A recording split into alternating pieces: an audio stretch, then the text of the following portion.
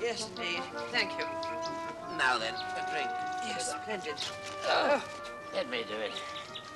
Let me do it. Oh, good duck.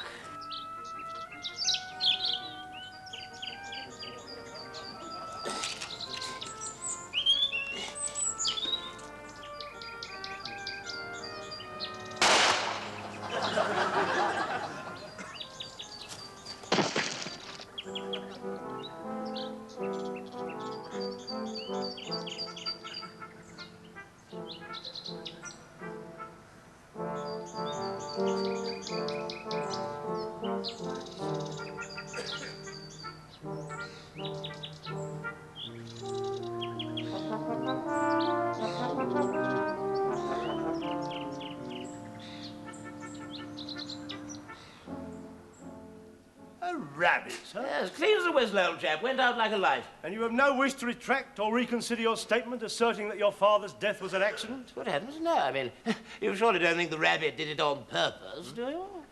That wouldn't surprise me over it on neither, my lord. They rabbits up that top spinney be rare cunning vermin. How's the family, Barker? Mrs. Barker keeping well? Daughter got over the smallpox? Chickenpox, my lord. I was very well now. If you can spare us a diagnosis, Sergeant. We're here to look into the curious circumstances concerning the late Lord Seacroft's demise. There's nothing curious about it, Inspector. After all, he was 87.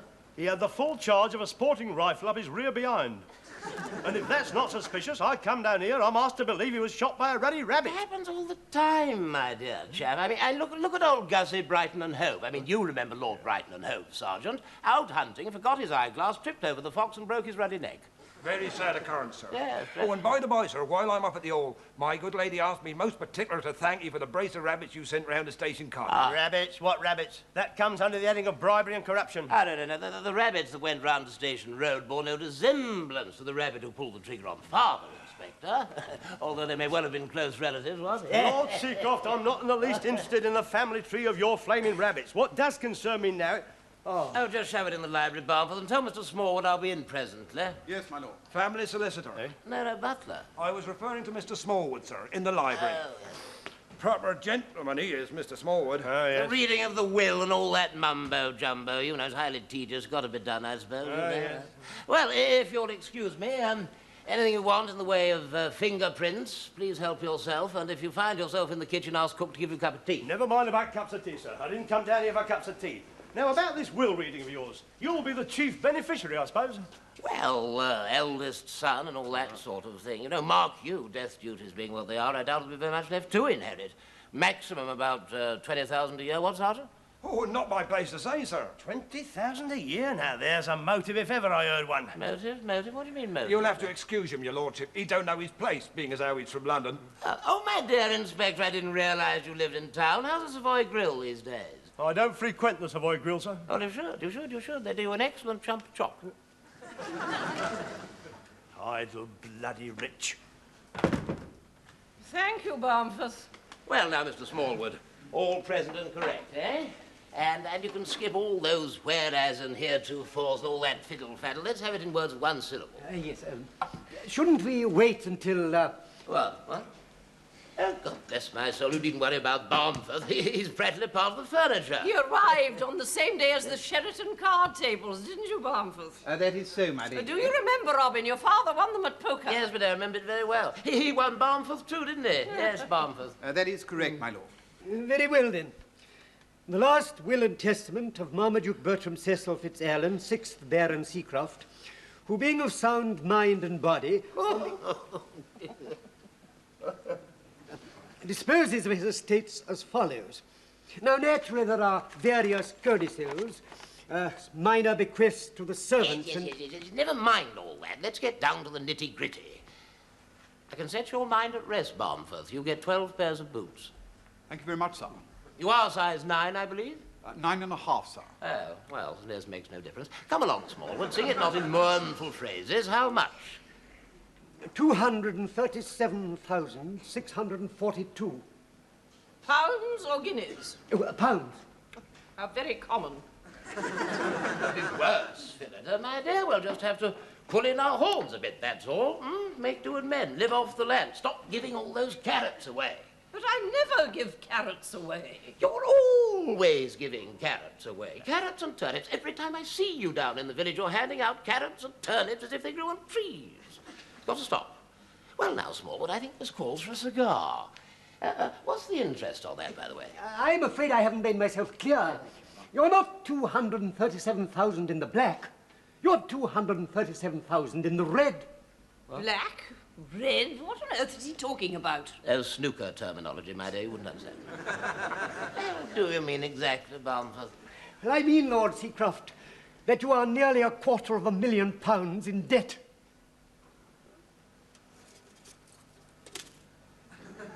Well, I'll be a monkey's uncle. Yes. God bless my soul.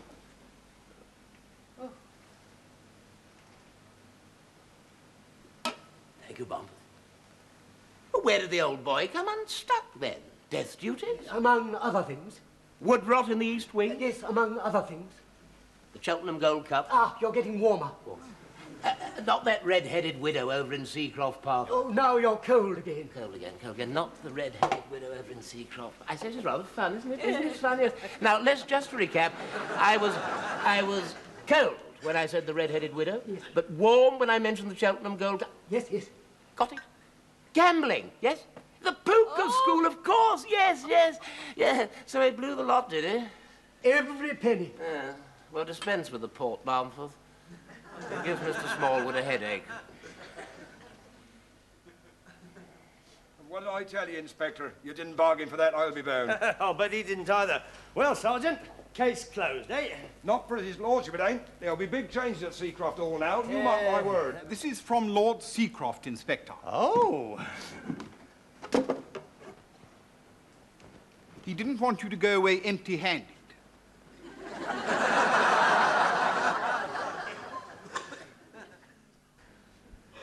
Work, Barnforth? You? I've never heard anything so ridiculous in all my born days. I fear it will be necessary, sir. But Barnforth, do see sense. You've never done a day's work in your life, apart from butling. Yeah, but he was a pantry boy once. Surely, Barnforth, you're a pantry boy. Yes, my lady. With my brother Reginald. Oh, how very odd. Did you hear, Robin? Barnforth's own brother employed him as a pantry boy. My brother and I were pantry boys together, my lady. However, sir, domestic service did not suit him, and he is now in the coke, coal, and anthracite game. He's been kind enough to offer me a position. What, heaving coal? You must be balmy. The work is of an administrative nature, my lord. I've taken the liberty of offering employment to Parkin, Shoesmith, and Butterwick. They will be heaving coal under my supervision. Poor blighters. Oh, there go your gardeners, my dear. It's of no consequence. Hopkins can do the gardening when he's finished cleaning the knives. Begging your ladyship's pardon, Hopkins has taken a situation as a chef in a wimpy bar. What about cook? She's joining the same establishment as a washer-up, my lord. And the chauffeur, young Barnett? Barnett, my lord, has announced his intention of going for a sailor. How very interesting. Where does he hope to find one? And what about the maids? Wilkins, Pepper and Richards have decided to try their luck in London, sir. Manpress has opted to become a nun. My sister was a nun, Barmforth. Indeed, my lady. She was interfered with by a footman as a young girl. I gather Manpriss's difficulty is that she wasn't, my lady. Of course, you realise, my dear, the children will have to be told. Oh, well, you'll attend to that, Barmforth. Tell Manpriss's children that their mother is to become a nun. Manpriss doesn't have any children, my lady. Oh, neither does she. How could she? She hasn't been interfered with. Phillida, dear, I'm talking about our children, Gareth and Davina. Well, what about them? They must be told. Well, told what? About our predicament. I mean, clearly Gareth will have to come home from great hours, and equally clearly we can't afford to keep Davina at that damn finishing school in Paris. Oh, dear. Well, they surely don't expect to live here, do they? Oh, my dear, how can I make you understand? None of us will be living here. Isn't that the case, Barmforth? I fear so, sir. Yes. But exactly why won't we be living here? Riddle me that, I beg. Croft Hall is being sold to pay off your debts, my lady. So, in a word, we're what is the damn word, Barmforth? Broke, sir. Broke, yes. Well, then what's to become of us? We'll survive, I expect. The Seacrofts usually do. One has friends, after all. If the worst comes to the worst, we could always embark on a series of extremely long weekends. Oh, well, in that case, Barmforth, you'd better pack the large trunk. I have already done so, my lady. And with your permission, my lord, I have my own packing to do. You won't reconsider your position, Barmforth? I fear I must take other employment, sir. Needs must when the devil drives. What did you say? Needs must when the devil drives, did you say? That's rather neat. That's very good. Farewell, Barmforth. Just wheel in the port, then you can fall out. I regret to inform you, my lord, that all the port has gone off. Gone off? Don't be so damn silly. Keeps for years, port. No, sir. The port has gone off with the auctioneer's men. They'll be returning tomorrow to catalogue the furniture. Oh. Thank you, Barmforth. Thank you, my lord. What a life, eh? No damn port. Oh, well, no point in brooding. I think I'll just find a good book and take myself off to bed.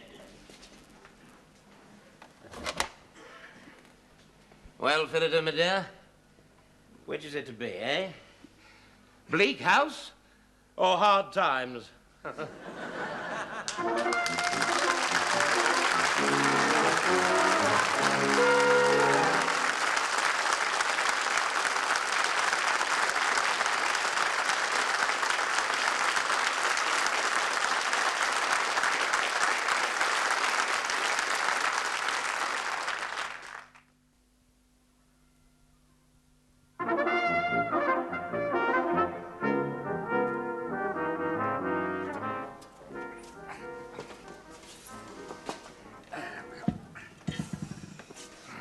Porter's leather button chair, circa 1750, somewhat stained.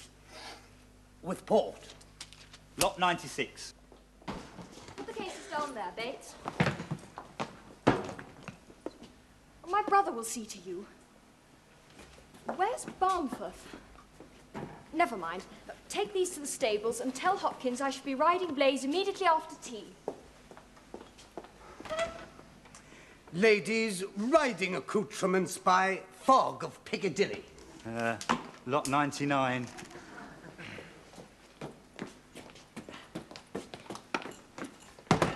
Thanks for the lift, Batesy. Peace, man.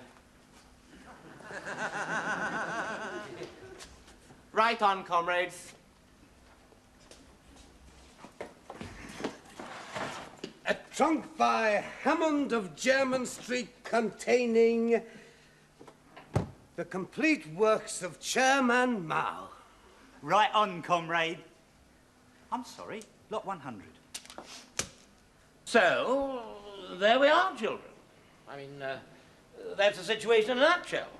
From riches to rags in 7 generations, what? Yes, well, as far as I can see, there's no panicky poo whatever until the 28th, when I absolutely must have a new dress for Fanny Griesborough's 21st. Oh, has Fanny Griesborough come of age already? It seems only yesterday we were at her christening. She's getting married in August to Rollo Bognor Regis. We'll both need new dresses for that. I shall wear mauve. Mother, if you wear mauve, I am not going. You are neither of you going. There will be no more parties, christenings, weddings, hunt balls, coming out parties, going in parties, or any other kind of expensive shenanigans. How can I make you understand? We are, oh, Phillida, what's that damn word, that phrase coined by Barmforth? Fractured, no, ruptured. That's the word. We are broke. Horrid. Well, I'm very, very, very sorry, Davina, but there it is, you see. We must cut our coats according to our, well, whatever you do when you cut coats. Needs must when the devil drives. What's that supposed to mean? Well, it's a saying, isn't it? Needs must when the devil... You know what that means. We must take stock of our situation. Happily, I've been able to save 1 or 2 items from the Holocaust, you see. Well, not very much. It should give us a bit of a start. And we seem to have accumulated a fair stock of carrots and turnips. I thought we might take them to market. What market? Any market. Billingsgate, Spitalfields, one of those places. Oh, you are pathetic. You really are. Now, what an extraordinary way to speak to your elders. No wonder you were expelled from Harrow. I wasn't at Harrow. No, my dear, the boy was a great Towers. Don't you recall we sent him a telegram? Yes, but you can't be expelled for receiving a telegram. Mother, he was not expelled. Well, then what's he doing here in the middle of term? I'm trying to sort out the problems of my pathetic father. Look, Dad, all right, so you've lost your inherited wealth that came from the mouths of the starving masses, but you've still got your hereditary upper-class bourgeois privileges, haven't you? Why don't you take your seat in the twerpy old House of Lords? And you could sit on a few boards like everyone else. Yes, Davina, that's all very well, but it entails living in London, you see. That's the fly in the tiddly push. I mean, and look at the price of property in London nowadays. I mean, look at that, for instance. Eaton Square, 150,000. Eaton Square, it would have to be Eaton Square, wouldn't it? What's wrong with Grotty Islington? I don't think I know Grotty Islington. Is he a friend of yours? You're so up. Foaming at the mouth, Gareth. Never foam at the mouth. Just a running dog of imperialism, that's what you Which are. reminds me, have the hounds been fed? Don't change your subject, Mother. If you're not upper class, what class are you? Well, I don't know. I've never thought about it. I'm certainly not upper. Can't afford the fees. What? Then what class are we? What? Not twerpy middle, I hope. Couldn't bear to be middle. I know what class I'd like to be, but they wouldn't let us join. Oh, yes, and what's that? The twerpy old working class. What else? The working class can kiss my... Just a moment, Davina. Philida, why can't one join the working class exactly? Well, you just can't, that's all. Yes, I know you keep saying that, but why not? I mean, is the membership fee closed or something? Oh, be your age, Dad, because you have to work for a living, that's why. Earn wages, live in a council house, join a trade union, drink beer down at the pub, go greyhound racing, watch football on telly. What an absolutely spiffing idea. He's sending me up. He'd better be. I was never more serious in all my life. Why, it's the solution to all our problems, don't you see? I mean, if Barmforth can do it, a man of simple intelligence, why the hell shouldn't I? Work, certainly. You don't mean it. Every word. Right on. Right on, indeed. Philida, have you written to your cousin Bertie yet about our weekend? Oh, no, dear. I shall do it this evening. Well, don't bother, my dear. We're joining the working class. Oh, very well, dear. What shall I wear?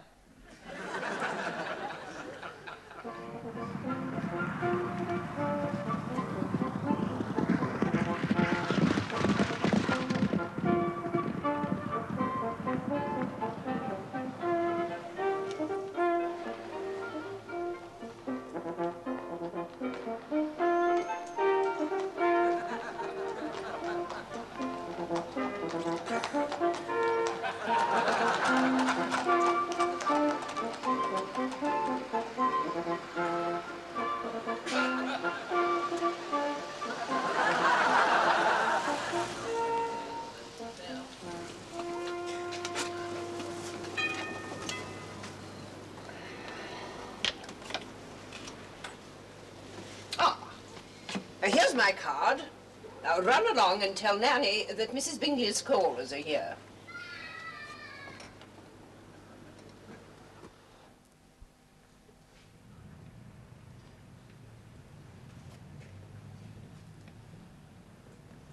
Are you sure this is the correct address? Absolutely certain. Mrs. Bingley, 13 Cooney Street, yeah.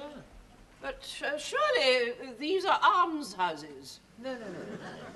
Many people prefer a smaller residence these days. I mean, after all, look at the price those mews houses are fetching up in town. Yeah. £30,000 invested here, I shouldn't wonder. Pity some of it wasn't invested on a stair carpet. Ah, Mrs. Bingley. Good afternoon. Good afternoon. My wife. I must apologize for coming empty-handed.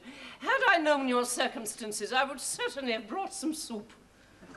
No, my dear. There's no question of us bringing Mrs. Bingley soup. The reverse, in fact, is the case. Mrs. Bingley will be ladling out the vichyssoise. Ah, so you are the cook. I believe meals are thrown in, are they not, Mrs. Bingley? Well, I'll just do the breakfast as a rule, but I could make you a dinner by arrangement. Oh, splendid, yes. And what was your last situation, cook? Come again, dear. Oh, well, I expect you have references. For instance, how would you stuff a quail? Oh. Leave this to me, my dear. Mrs. Bingley, you see, my wife has led rather a sheltered life. Ah, never mind, dear. We get all sorts here. Would you come this way, please? Ah, I see you bought the monarch of the glen. You know, I should hang on to that picture if I were you. It may fetch a pretty penny one day. And now, last but not least, my little lounge. Splendid. And by the way, Mrs. Bingley, I must congratulate you on your bathroom. Absolutely first-rate. Oh. There's nothing like that at Croft Hall, I assure you. Nothing. Oh, he's got a kind word for everything, hasn't he? Here, is he really a lord? Well, you know, Mrs. Bingley, I've often wondered about that myself, you see. The story goes that the first Baron got the title through a barefaced bit of chicanery. Oh, no, I don't what? think that Cook is interested in our private history. We'll take the accommodation on a temporary basis, of course. Just as soon as we've had time to look at a few of those council houses, you understand. Council house, you? Oh, yes. My son speaks very, very highly of them. Labour-saving, modern, compact, you know, you can dispense with servants altogether. Well, I only hope you know what you're doing. Needs must when the devil drives, Mrs. Bingley. That's what I always say. You really? True woman. Yeah. Well, bye-bye, Mrs. Bingley. We'll be back with the full menage tomorrow morning. Look forward to it. Good afternoon, cook. Oh, by the by, do you make hot pots at all? Expect you do, yes. Well, I can let you have some carrots or turnips at rather less than trade price.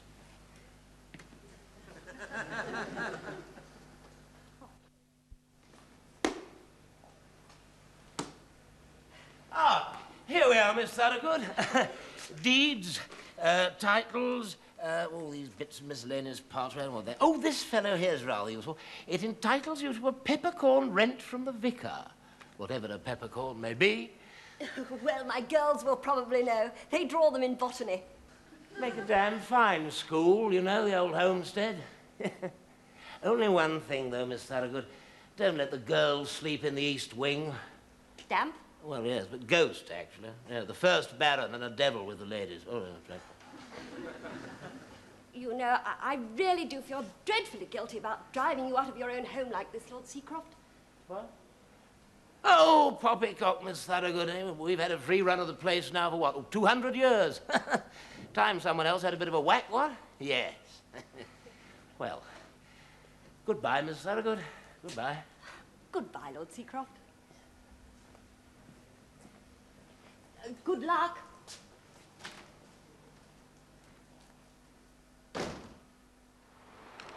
Ah, here it is. Just go.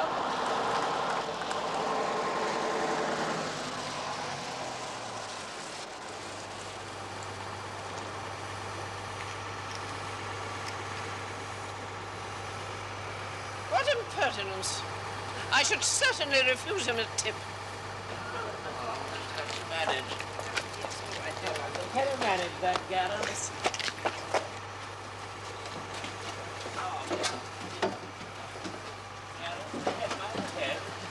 All right. There we go. Hang on for that a minute. All right, Senator. Yes. Now then.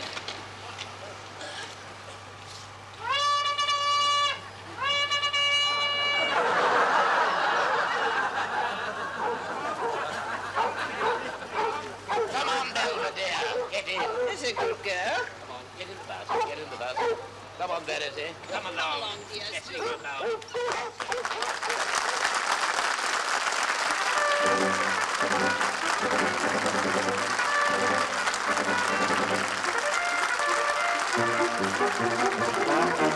now.